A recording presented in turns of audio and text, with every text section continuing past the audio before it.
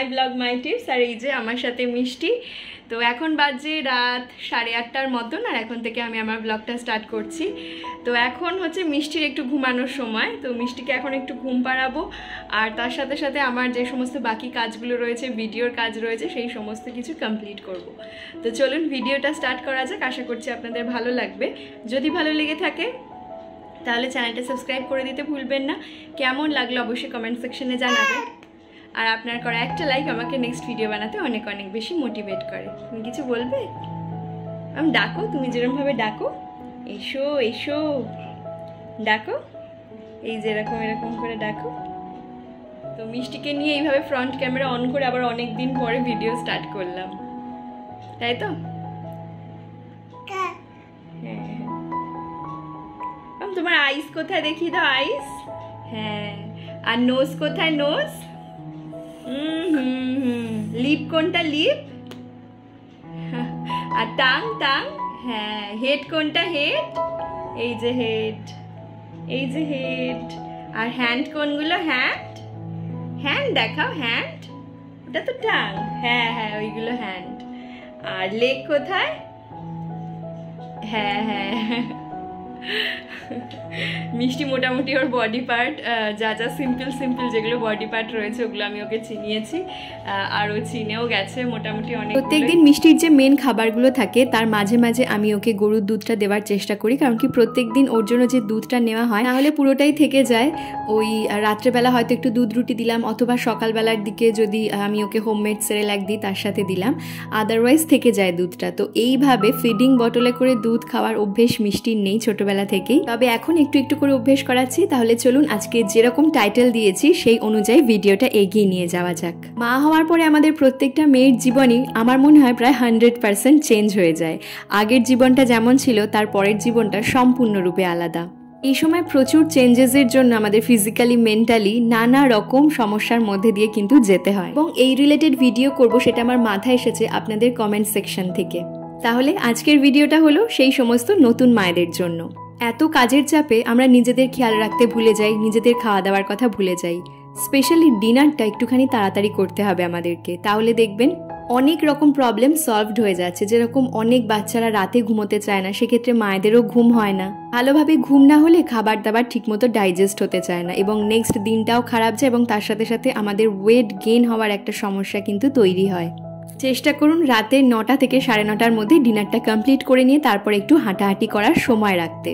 ডেলিভারির পরে আমরা অনেকেই ভীষণ রকমের মোটা হতে শুরু করি, বা প্রেগনেন্সির সময় থেকে আমরা ভীষণ মোটা হতে শুরু করি। আর যত বেশি মেয়েদের ক্ষেত্রে, স্পেশালি মেয়েরা যত বেশি মোটা হবে তত তাদের নানা রকম প্রবলেম আসতে থাকবে। সেটা আমি আমার নিজের লাইফ দিয়ে বুঝেছি, নিজের এক্সপিরিয়েন্স থেকে বলছি। পিসিওডি থেকে শুরু করে এন্ডোমেট্রিওসিস থেকে শুরু করে আরও ইউটেরাস রিলেটেড নানা রকম প্রবলেম আসতে শুরু করবে। তাই মোদ্দা কথা হচ্ছে ডেলিভারির পর থেকেই আমাদেরকে ওয়েট কমানোর দিকে চিন্তাভাবনা করতে হবে, সেটা এক্সারসাইজ করে হোক, যোগা করে হোক, বা হাঁটাহাঁটি করে হোক। ডক্টরের গাইডেন্সে থাকার পরে এই মুহূর্তে আমি আমার ওয়েট 84 থেকে 60 কেজিতে আনতে পেরেছি। Obviously good food, good life. যদি আমাদের খাওয়া দাওয়া ভালো হয় তাহলে কিন্তু আমাদের ওয়েট মেনটেন করতেও সুবিধা হবে। ওয়েট কন্ট্রোলে রাখার জন্য আমরা সকালের দিকে ব্রেকফাস্টটা ভালো করতে পারি, যেরকম ওটস খেতে পারি, ওটসের খিচুড়ি বানিয়ে খেতে পারি, রুটি, এছাড়া ওটস চিলা। এছাড়া যে সমস্ত খাবারগুলোতে লো ক্যালোরি রয়েছে সেই খাবারগুলো আমরা ব্রেকফাস্টে বেছে নিতে পারি। আমি নিজে এতটা ওয়েট কমিয়েছি তো আসলে সত্যি কথা বলতে হাবিজাবি কিছু করার দরকার নেই, অনেক কিছু করতে হয় না ওয়েট কমানোর জন্য। শুধু সারাদিনে 15 to 20 মিনিটস একটু এক্সারসাইজ, যোগা অথবা ওয়াকিং, তার সঙ্গে সকালে গরম জলের সাথে একটু লেবু মধু দিয়ে খেতে পারেন, তার সাথে চিয়া সিড খেতে পারেন, আর একটু তেল, ময়দা, চিনি এই 3টে অ্যাভয়েড করতে হবে, আর তার সাথে খেতে হবে স্প্রাউটস। ফিজিক্যাল হেলথের ব্যাপারে অনেকগুলো কথা শেয়ার করলাম, এরপর আসা যাক একটু মেন্টাল হেলথের ব্যাপারে। আমরা যে সমস্ত মেয়েরা হোম মেকার রয়েছি, বা হোম মেকার প্লাস যে সমস্ত মেয়েরা জব করে, তাদের প্রচুর কাজ থাকে সারাদিনে। মনে হয় 24 আওয়ার্সটা 48 আওয়ার্স হলে ভালো হয়, সারাদিন কাজ করে শেষ করা যায় না। নিজের কাজ, বাড়ির কাজ, বেবির কাজ, এবং তার সাথে নিজের কেরিয়ারটাকেও এগিয়ে নিয়ে যাওয়া। মাঝে মাঝে কাজ করতে করতে তো এরকমও মনে হয় আজকে সারাদিন একটু ফুরসত পেলাম না যে ফোনটা হাতে নিয়ে দেখবো যে ইউটিউব আজকে কত আর্নিংস দিল, বা হোয়াটসঅ্যাপে কেউ টেক্সট করলো কিনা, বা নিজের প্রিয় গানটা শোনারও একটুও সময় হয় না। আসলে কাজ করাটাই কিন্তু ভালো। আমরা যত কাজের মধ্যে থাকবো তত বেশি দেখবেন সময় এগিয়ে যেতে থাকবে। যাদের হাতে কাজ নেই, যারা সারা দিন শুয়ে বসে কাটাতে পারে, তাদের মতন বোরিং লাইফ সত্যি আর নেই। এই কাজের ভ্যারাইটির মধ্যে দিয়েই নিজের আনন্দটাকে খুঁজে নিতে হবে, নিজেকে এক্সপ্লোর করতে হবে, নিজেকে এগিয়ে নিয়ে যেতে হবে। তবে প্রত্যেকটা মাই তো মানুষ, তাদেরও মন খারাপ হয়, তাদেরও কিছু পাওয়ার ইচ্ছে হয়, তাদেরও কোথাও যেতেও ইচ্ছে হয়। তাই বেটার হয় কি সারা দিন কাজের পরে অথবা সপ্তাহের শেষে যে কোনো একদিন আমরা একটু ঘুরে আসতে পারি, একটু ছোটোখাটো কেনাকাটা করে আসতে পারি। হয়তো সেটা সবসময় নতুন জামা কাপড় কেনা, নতুন কোনো জিনিস কেনা নাও হতে পারে, তবে সবজি কেনার মধ্যে দিয়েও আনন্দটাকে খুঁজে নিতে হবে। এই যে আমি একজন ফল সবজি কেনাটাও ভিডিওগ্রাফির মাধ্যমে ক্যাপচার করে ইউটিউবের মাধ্যমে আপনাদের সামনে প্রেজেন্ট করছি। যদি মনকে খুব হ্যাপি করতে চাও তাহলে একটা সাজেশন দেব, নিজের জন্য বেশ কয়েকটা নতুন জামা কাপড় সাজগোজের জিনিস কিনে নাও এবং নিজেকে সুন্দর করে সাজিয়ে ফেলো। ঠিক যেমনটা তুমি নিজেকে কল্পনায় বারবার দেখো।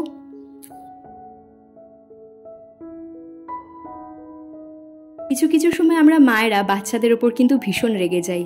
যারা আপনারা ভিডিওটা দেখছেন জানি বেশিরভাগ মায়েরাই দেখছেন। আপনারা কি কখনো অস্বীকার করতে পারবেন যে বাচ্চার ওপর কখনো রেগে যাননি খাওয়া দাওয়া নিয়ে? সমস্ত নতুন মায়েরা, বিশেষ করে যারা এখন নতুন নতুন করে সলিড শুরু করছে যে সমস্ত বাচ্চারা, তাদের মায়েরা সবসময় চায় বাচ্চাদেরকে নিজের হাতে করে খাবারটা হেলদি হবে, টেস্টি হবে এবং তারা সুন্দরভাবে খেয়ে নেবে, এরকম কিছু খাবার নিজেদের হাতে করে বানিয়ে দিতে চায়। কিন্তু অনেক কষ্ট করে নিজের হাতে বানানোর পরে বাচ্চারা সেটা রিজেক্ট করে অনেক সময়। হয়তো এরকমও হয়, সকালের খাবারও রিজেক্ট করলো, দুপুরের খাবারও রিজেক্ট করলো, বিকালেও এবং রাতেও। আমরা তখন পাজলড হয়ে যাই, মেজাজ হারিয়ে ফেলি তাদের ওপরে। ঠিক যখন এই রকম সিচুয়েশন আসবে তখন সেই প্রথম দিনকার কথাগুলো একটু মনে করবেন। দিনকে ওকে প্রথমবারের মতন দেখলেন, অথবা যেই সময় ও শান্তভাবে আপনার কোলে শুয়ে থাকতো, এক ফোঁটাও দুষ্টুমি করতো না। আর যখনই মেজাজ হারাবেন আরও একটা কথা মনে রাখবেন, আপনার মতন এরকম মা হওয়ার জন্য আজও হাজারো মেয়ে চেষ্টা করে যাচ্ছে, কিন্তু তাদের কঠিন সিচুয়েশনের জন্য হয়তো তারা মা হতে পারছে না বা কোনোদিন মা হবে না। অনেক সময় আমরা মায়েরা বাড়ির অসংখ্য কাজের চাপ, তার সাথে সাথে কেরিয়ারকে দাঁড় করানোর চেষ্টা, আবার কিছু কিছু মাকে তো অফিসেও যেতে হয়, কাজও করতে হয় বাইরে গিয়ে। সুতরাং ওদের সঙ্গে আমরা যেটুকু সময় কাটাচ্ছি বা যেটুকু সময় কাটানোর সুযোগ পাচ্ছি, প্লিজ হাতে ওই স্মার্টফোনটা নেবেন না। ওদের সঙ্গে খেলাধুলা করুন, ওদের সাথে কোয়ালিটি টাইম স্পেন্ড করার চেষ্টা করুন। এখনকার দিনের অনেক বাচ্চারাই attention deficit hyper activity disorder, autism এই ধরনের রোগগুলোতে ভীষণ আক্রান্ত হচ্ছে। এই সমস্ত মেন্টাল ডিসঅর্ডার বাচ্চাদের বেশি হচ্ছে বাবা মায়ের সাথে কম সময় কাটানোর জন্য, বা বাবা মায়েরা বাচ্চাদেরকে সময় দিচ্ছে না বলে।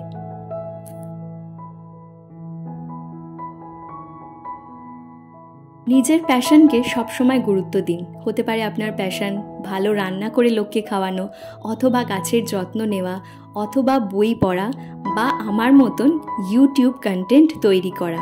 এছাড়া প্যাশনের শেষ নেই, নানা জনের নানা রকম প্যাশন হতে পারে, কিন্তু যেটাই আপনার প্যাশন হোক না কেন সেটাকে অবশ্যই গুরুত্ব দিতে হবে। না হলে হয়তো একটা বয়সের পর এসে মনে হবে নিজের জন্য কিছু করা হলো না, বা নিজের যেটা ভালো লাগে সেটাকে কখনো গুরুত্বই দেওয়া হলো না। আমার প্রথম থেকে ইচ্ছা ছিল যে আমি টিচার হব, সেই অনুযায়ী পড়াশোনা করেছিলাম, সেই অনুযায়ী এগিয়েও ছিলাম, এই অনুযায়ী টিচার এলিজিবিলিটি টেস্ট কোয়ালিফাইডও করেছি, কিন্তু ইন্টারভিউ না হলে আমি কি করব? তাই জন্য ইউটিউবটাকেই আমি প্রাধান্য দিচ্ছি সব সময়। একটা ভিডিওর পিছনে না অনেক খাটনি থাকে, সেই ভিডিওটাকে ক্যাপচার করা, সেটাকে এডিট করা, তার উপর ভয়েস দেওয়া। সুতরাং একটা ভিডিও করার পর যখন আমি পাবলিক বাটনটা প্রেস করি এবং সেটা পাবলিক হয়ে যায়, তখন মনে হয় যে হ্যাঁ, ইউটিউবে আমিও কিছু একটা ক্রিয়েট করলাম। সমস্ত কাজের দায়িত্ব নিজের ওপর ভুল করেও নিতে যাবেন না। বাড়িতে আরও একটা মানুষ আছে, তো হাজব্যান্ড আছে। আপনার মতন এই সংসারের সমস্ত কাজ করার দায়িত্ব কিন্তু 50% তারও। তাই ওয়ার্ক লোডটা ডেফিনেটলি শেয়ার করে নিন, দেখবেন আপনারও ভালো লাগবে। হাজব্যান্ডকে কিছু দায়িত্ব দিয়ে আপনিও নিশ্চিন্ত থাকবেন, এবং আপনি যদি কোনোদিন অসুস্থ হন বা কোনো রকম কোনো প্রবলেম হয় বা বাইরে যাওয়ার প্রয়োজন হয়, তাহলে সে অন্তত কিছুটা সময় বাচ্চাকে এবং বাড়ির কাজটা ম্যানেজ করে নিতে পারবে। আপনারা হয়তো অনেকেই বলবেন যে ভিডিওতে তো আমরা সবসময় দেখি মধুরিমা তুমিই সব কাজ করছো। আসলে সবটা দেখানো যায় না ভিডিওতে। একটা 14 থেকে 15 মিনিটের ভিডিওতে সবটা ক্যাপচার করা যায় না, পুরো জীবনটা ক্যাপচার করা যায় না। আমার হাজব্যান্ডও আমাকে প্রচুর হেল্প করে। এই যেরকম সকালবেলায় মিষ্টিকে খাওয়াতে খাওয়াতে ও বিছানার চাদর চেঞ্জ করে বিছানাটা একদম টিপটপ করে ফেলেছে। মিষ্টিকে খাওয়ানো কমপ্লিট। এরপর আমি মিষ্টির জামা কাপড়গুলো ধুয়ে ফেলবো। এদিকে ওয়াশিং মেশিন অন করে দিয়েছি, তার মধ্যে ও মিষ্টিকে একটু ড্রেস আপ করিয়ে দিচ্ছে।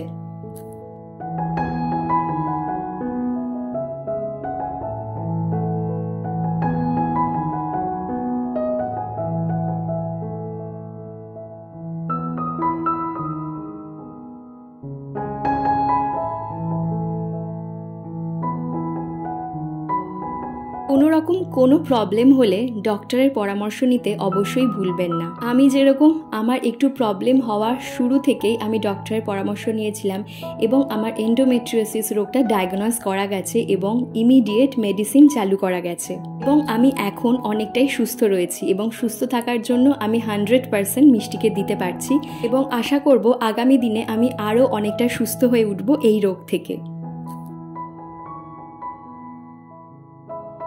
থেকে লাস্ট পার্টে যেটা বলবো সেটা হলো ফ্যামিলিকে প্রায়োরিটি দেওয়া, কারণ ফ্যামিলির মতো আনন্দের জায়গা, ফ্যামিলির মতন সেফ জায়গা সারা পৃথিবীতে আর কোথাও নেই। এটা হচ্ছে সানডে সকালের ভিডিও। আমরা যখনই সময় পাই এইভাবে 3 জনে মিলে প্রচুর আনন্দ করি, প্রচুর হই হুল্লোড় করি। এতে মিষ্টি ভীষণ খুশি হয় এবং খিলখিল করে হাসতে থাকে। এটাই আমাদের বাবা মা হিসাবে সার্থকতা। তাহলে আজকের ভিডিওটা এখানেই শেষ করছি। যদি ভালো লেগে থাকে তাহলে আপনার ফ্রেন্ডস অ্যান্ড ফ্যামিলি মেম্বার্সদের সাথে শেয়ার করে নিতে ভুলবেন না। এমন লাগলো অবশ্যই কমেন্ট সেকশনে জানাবেন, আর আপনার করা একটা লাইক আমাকে নেক্সট ভিডিও বানাতে অনেক অনেক বেশি মোটিভেট করবে। তাহলে আজকের ভিডিওটা এখানেই শেষ করছি। ফিরবো নতুন ভিডিও নিয়ে। ভালো থাকবেন, সুস্থ থাকবেন। ধন্যবাদ।